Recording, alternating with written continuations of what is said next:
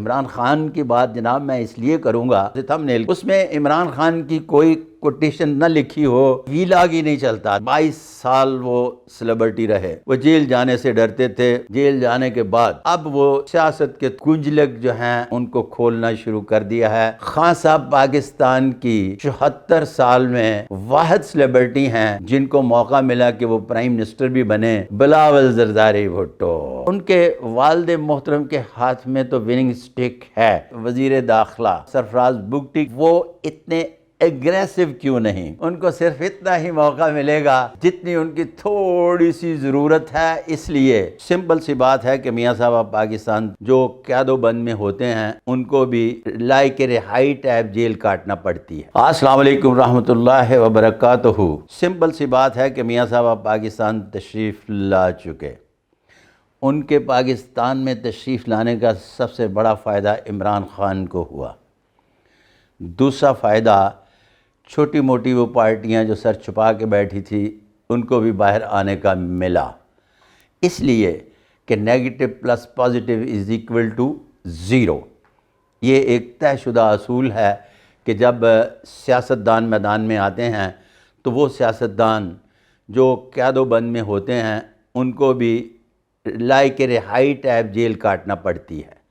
اب عمران خان کی بات جناب میں اس لیے کروں گا کہ بقول ان ویلاگرز کے کہ جس پر عمران خان اور تھمبنیل ہوتا ہے وہ آپ پڑھتے ہیں نا، عبارت لکھی ہوتی ہے اسے تھمبنیل کہتے ہیں، اس میں عمران خان کی کوئی کوٹیشن نہ لکھی ہو یا اس کے بارے میں کچھ نہ لکھا ہو تو ہمارا ویلاگ ہی نہیں چلتا۔ تو اس کا مطلب ہے انہوں نے جو عمران خان کو بیچنا ہے وہ چلتا ہی ان کا ویلاگ ہے۔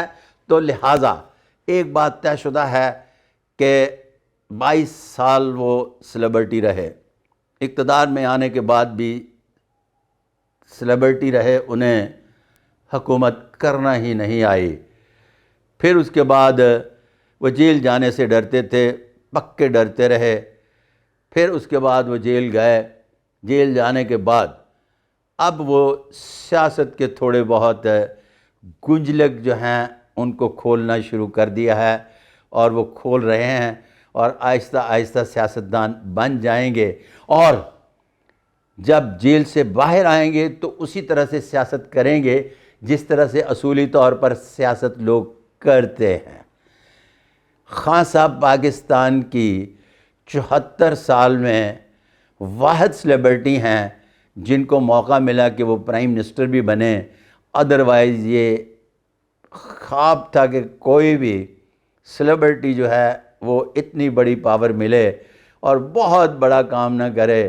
وہ 3 سال 7 ماہ میں بڑی طے شدہ بات ہے کہ بحیثیت سیلیبریٹی ہی کام کرتے رہے، تھوڑی سی بحیثیت لیڈرشپ بھی کام کرنا جان جاتے تو واہ کیا بات تھی۔ بلاول زرداری بھٹو، اب بلاول زرداری بھٹو کے بارے میں کہا جا رہا ہے کہ میں بولوں، ان کے ہینڈ پرنٹ نہیں ہے میرے پاس، اور راجہ پرویز اشرف سے بات ہوئی تو انہوں نے کہا کہ ان کے ہم ہینڈ پرنٹ دے رہے ہیں اس لیے کہ آپ جناب میاں محترم نواز شریف صاحب کو بھی ڈسکس کرتے ہیں، خان صاحب کو بھی ڈسکس کرتے ہیں، پھر اس کے بعد آصف علی زرداری صاحب کو بھی ڈسکس کرتے ہیں، اس کے بعد ان تمام لوگوں کو جو ملک کی بہت بڑی اہم شخصیات ہیں انکلوڈڈ بذات خود راجہ پرویز اشرف صاحب، سب کو میں ڈسکس کرتا ہوں، لیکن بلاول زرداری بھٹو کو میں مسکرا کے ٹال دیتا ہوں۔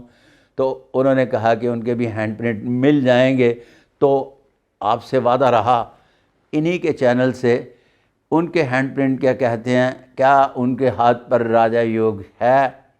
کیوں؟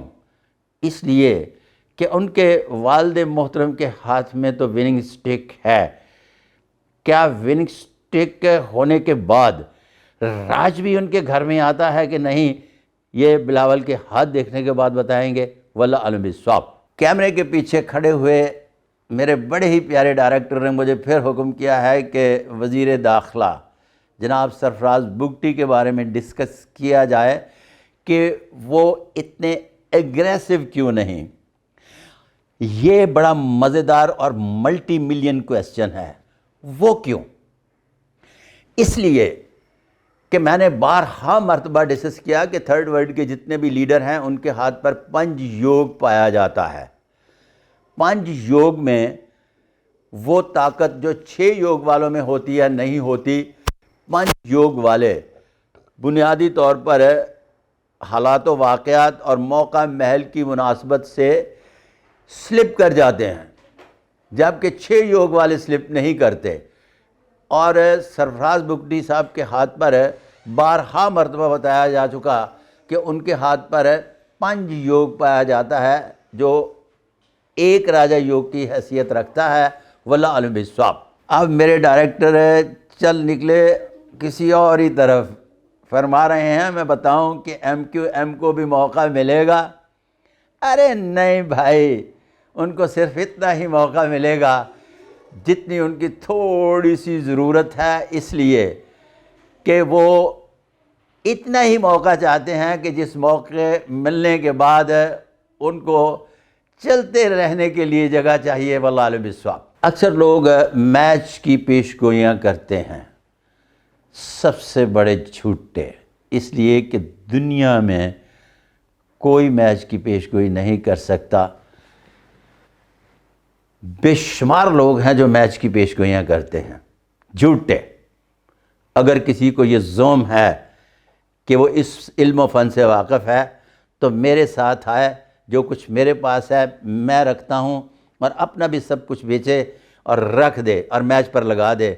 ارے واہ، بے شمار ایسے میچ میکر بیٹھے ہوتے ہیں جو کہہ رہے ہوتے ہیں کہ جناب ہم میچ کے بارے میں بتا سکتے ہیں کہ کون جیتے گا۔ ارے اپنے گھر کے برتن بھی لا کے بیچ دو جس میچ کے بارے میں پتہ چلتا ہو کہ وہ جیتے گا، بکی بیٹھے ہوئے ہیں، جھوٹے۔ اب میرے ڈائریکٹر چل نکلے کسی اور ہی طرف، فرما رہے ہیں میں بتاؤں کہ ایم کیو ایم کو بھی موقع ملے گا۔ ارے نہیں بھائی، ان کو صرف اتنا ہی موقع ملے گا جتنی ان کی تھوڑی سی ضرورت ہے، اس لیے کہ وہ اتنا ہی موقع چاہتے ہیں کہ جس موقع ملنے کے بعد ان کو چلتے رہنے کے لیے جگہ چاہیے، واللہ علم بالصواب۔ اکثر لوگ میچ کی پیش گوئیاں کرتے ہیں، سب سے بڑے جھوٹے، اس لیے کہ دنیا میں کوئی میچ کی پیش گوئی نہیں کر سکتا۔